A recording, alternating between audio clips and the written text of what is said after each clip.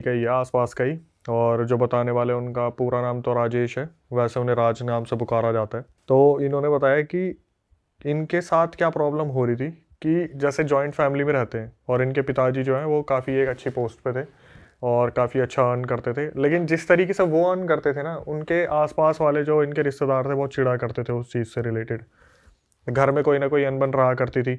और सबसे बड़ी जो दिक्कत थी, जो इनके पापा है, राजेश के पापा जो है, इनके खुद के मम्मी पापा बहुत इस चीज़ से चिढ़ते थे कि ये दूसरे भाइयों बहनों को सपोर्ट नहीं करता, खुद के लिए ही सब कुछ करता है।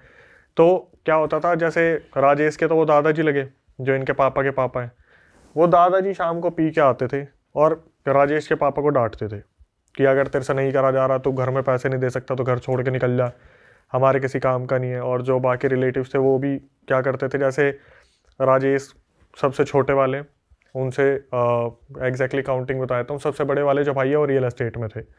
जिनके साथ ये इंसिडेंट हुआ है वो राजेश के बड़े भाई है, मतलब बीच वाले हैं वो वाईफाई के ऑफिस में काम करते थे, ठीक है। और राजेश स्टूडेंट है, जिन्होंने हमें सब कुछ बताया है।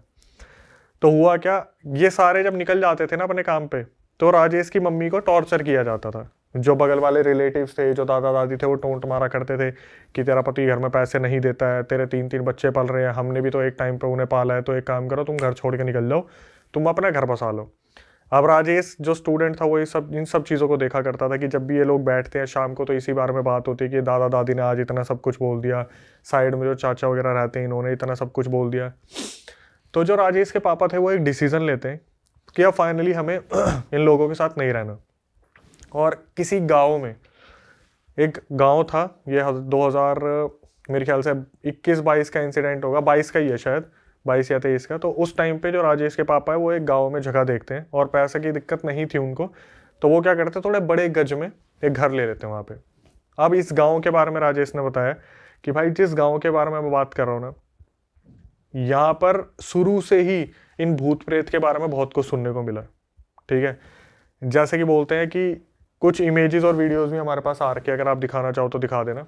उन इमेजेस में ये दिख रहा है साफ साफ कि इनके घर के बाहर पूरा जंगल स्टार्ट हो रहा है, झाड़ियाँ है पूरी की पूरी, एक बरगद का पेड़ है, बरगद के पेड़ के बगल में एक नहर बह रही है, वहाँ पे एक हैंडपंप लगा हुआ है और कहावत यह है कि ये जो बरगद का पेड़ है इस पर ब्रह्म राक्षस, मुंजिया, जिन जिन्नात हमेशा से इनका वास है। इस पूरे गांव के बारे में एक अफवाह पहले से ही फैली हुई है, जो लड़कियों के लिए अफवाह फैली हुई थी कि इस गांव में कोई भी लड़की रात को बाल खोल के छत पे नहीं जाएगी, क्योंकि इस गांव के जंगलों में एक जिन जिन्नात का साया रहता है। अब हुआ क्या, राजेश ने बताया कि भाई हमारी फैमिली के साथ क्या हुआ, अब मैं आपको बताना शुरू करता हूँ। गाँव का पूरा डिस्क्रिप्शन दे दिया, अपने घर के बारे में बता दिया। एल शेप घर था, सामने हॉल था, अंदर कमरे थे। अब बताया कि भाई जब हम वहाँ पे मूव करते हैं तो एग्जैक्टली उस गांव में गिन के 5-6 घर थे उस टाइम पे, जब हमने वहाँ पे ज़मीन ली थी, क्योंकि सस्ती मिल रही थी तो हमने ज़्यादा ले ली थी। पापा अपने काम पे जाया करते थे, मम्मी घर में रहती थी। बड़ा वाला भाई जो था वो रियल एस्टेट में था, उसका आना जाना बहुत ज़्यादा होया करता था। जो बीच वाला भाई था वो वाईफाई के ऑफिस में काम करता था, लेकिन उसके एक टैलेंट के बारे में बात की, जिस टैलेंट को ही, जो टैलेंट उसे बहुत ज़्यादा मार गया। वो बंदा सिंगिंग किया करता था, वीडियो बनाया करता था और रील्स बनाया करता था और जो भी बनाया करता था उस जंगल वाले एरिया में जाके बनाया करता था। वो क्या करता था, जैसे वाईफाई वाले ऑफिस से जिस दिन छुट्टी होगी या फिर जिस दिन पार्ट टाइम उसे लगता है कि आज काम नहीं है, तो वो क्या करता था, जंगल वाले एरिया में निकल जाता था। अब इन सब चीज़ों में क्या हुआ, जो राजेश थे वो बताते कि भाई मैं खुद इस चीज़ को अप्रिशिएट करता हूँ कि मेरे भाई की जो आवाज़ है वो सिंगिंग के मामले में बहुत अच्छी आवाज़ है, काफ़ी अच्छा वो गाता था। कि जो मेरे भाई का दोस्त था ऋतिक, वो उसका इतना अच्छा दोस्त था, मतलब एक दूसरे पे जैसे भाई मरते हैं ना, ऋतिक इकलौता दोस्त था उसका, जो इसका भाई है। भाई का नाम मानव रख लेते हैं, कि राजेश ने बताया मानव जो मेरा भाई है उसका दोस्त ऋतिक था। ये ही दोनों थे जो एक दूसरे के लिए दोस्ती में मरे करते थे, पूरे दिन उठना बैठना साथ में घूमना सब कुछ करना। ऋतिक एक बार ना ट्यूशन से वापस आ रहा था, 7:30 बजे का उसका ट्यूशन था, और ट्यूशन से आते आते उसको कभी कभार 9-9:30 बज जाते थे। गाँव वाला एरिया था। एक बार ऋतिक हो गया किडनैप, ठीक है।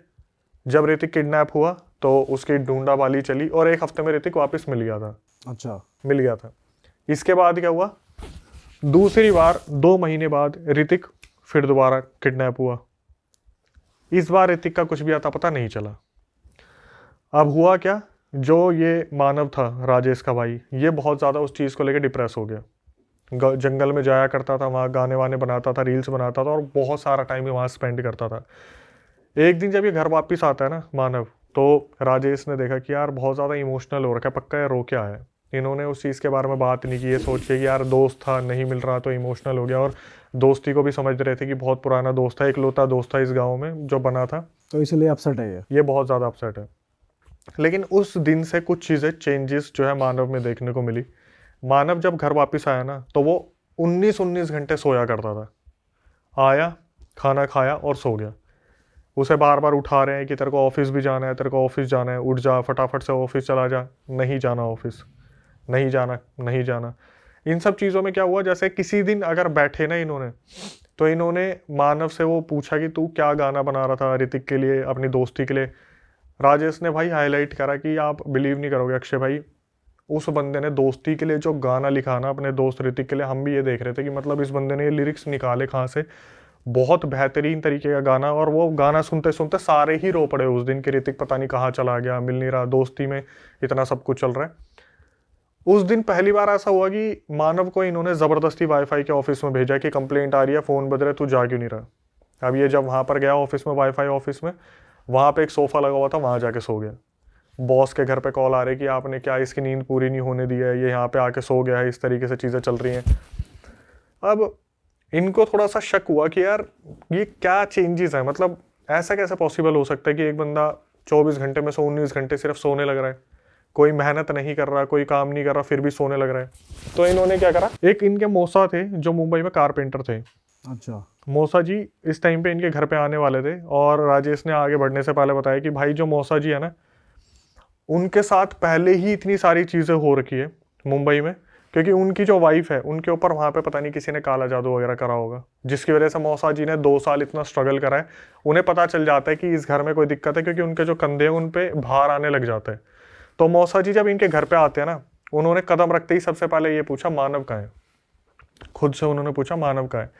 तो राजेश ने अपनी तरफ से बताया कि मौसा जी ऐसे ऐसे दिक्कत चल रही है, और पता नहीं 19-19 घंटे सोता रहता है, पता नहीं क्या दिक्कत चल रही है। तो मौसा जी ने बोला कोई नहीं, एक काम करेंगे हम ना, बालाजी चलेंगे, ठीक है, टेम्पल होके आएंगे।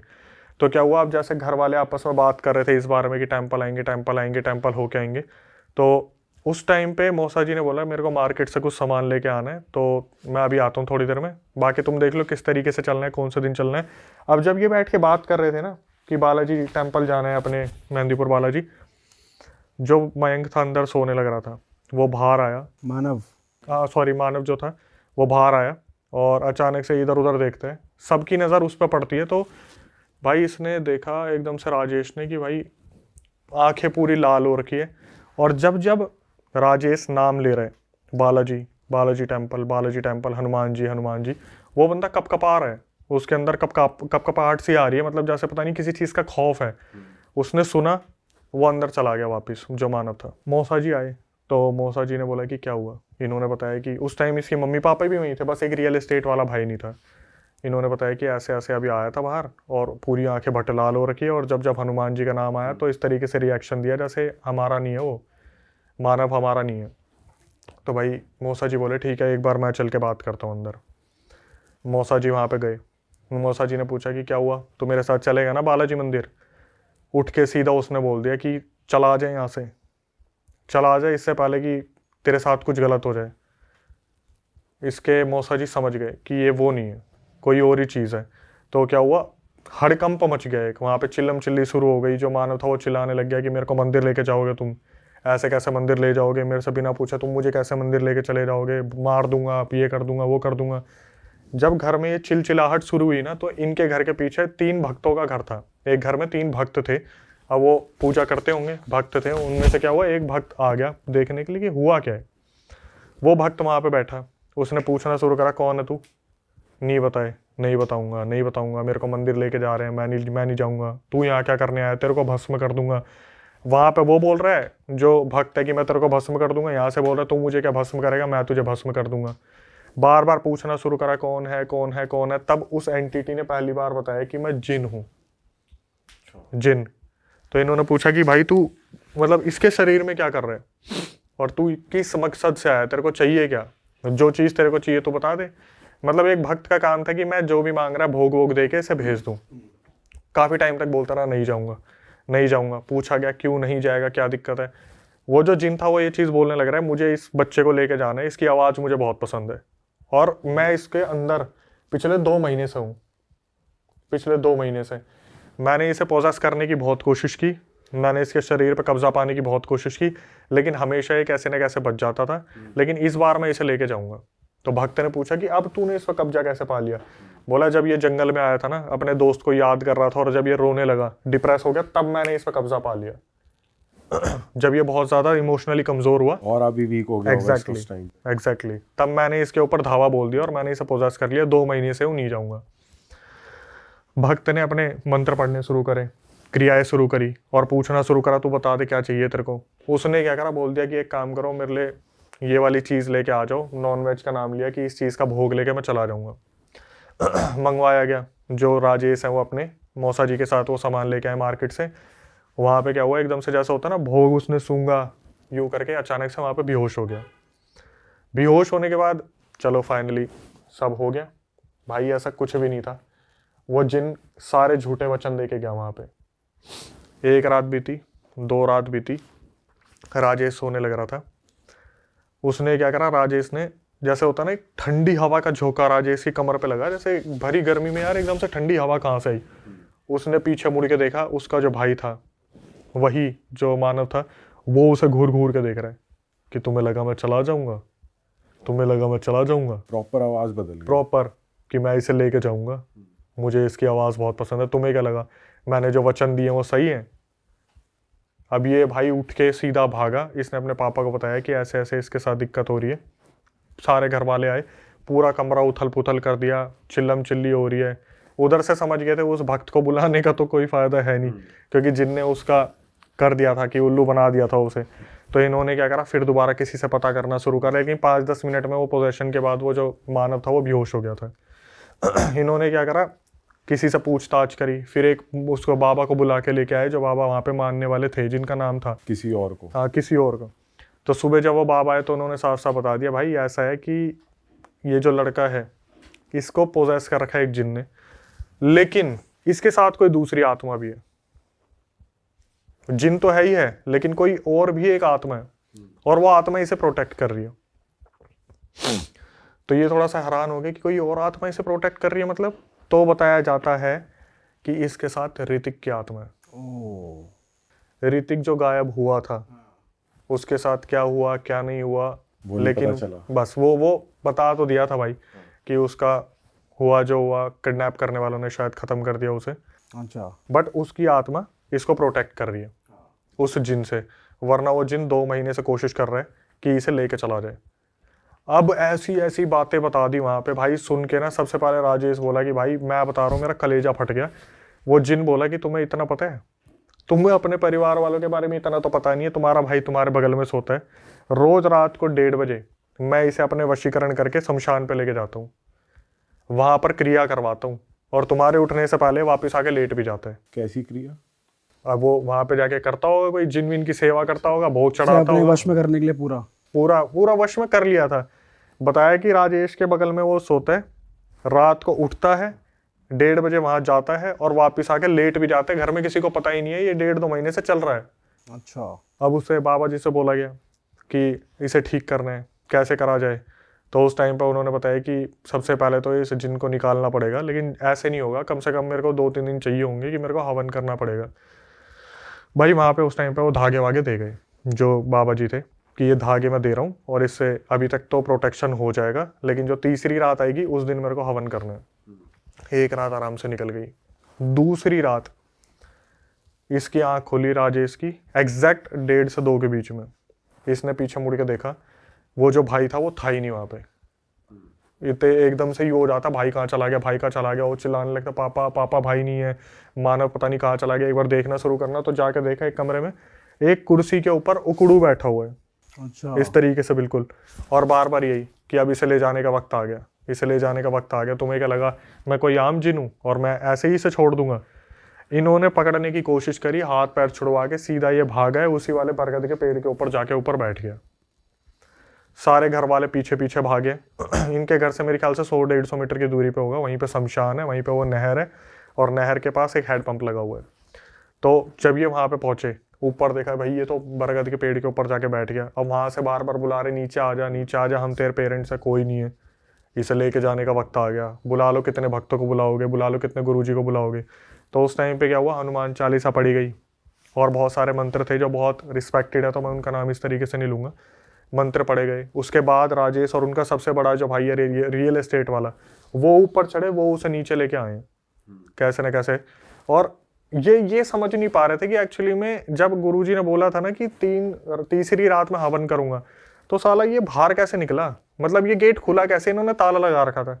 वो पता चला वो रियल एस्टेट वाला भाई आया था 1:30 बजे, उसे किसी काम से जाना होगा या आना होगा, उसने वो ताला खोल दिया। ताला खुलते ये भाग गया, इसे उतारा, इसे वापस लेके आए। अब जब वापस लेके आए तो फिर अगले दिन गुरुजी को बुलाया कि भाई ये फिर दोबारा पोजेस हो गए। दोनों जो इससे पहले वाला भी बताया था रियल इंसिडेंट और ये भी बता रहा हूँ, दोनों में देखना कि मतलब एंटिटीज किस तरीके से खेलती है। जो गुरुजी आए उन्होंने पूछा भाई तू क्या चाहता है, हम तेरे को भोग भी दे रहे हैं, हम तेरे को सब कुछ दे रहे हैं, तब भी तू जाने को तैयार नहीं है। बोला मुझे ये बच्चा चाहिए, मुझे ये बच्चा बहुत पसंद है, अपनी दोस्ती पे मरता है, बहुत अच्छे नेक दिल का है, ऐसे वैसे करके बहुत बोला।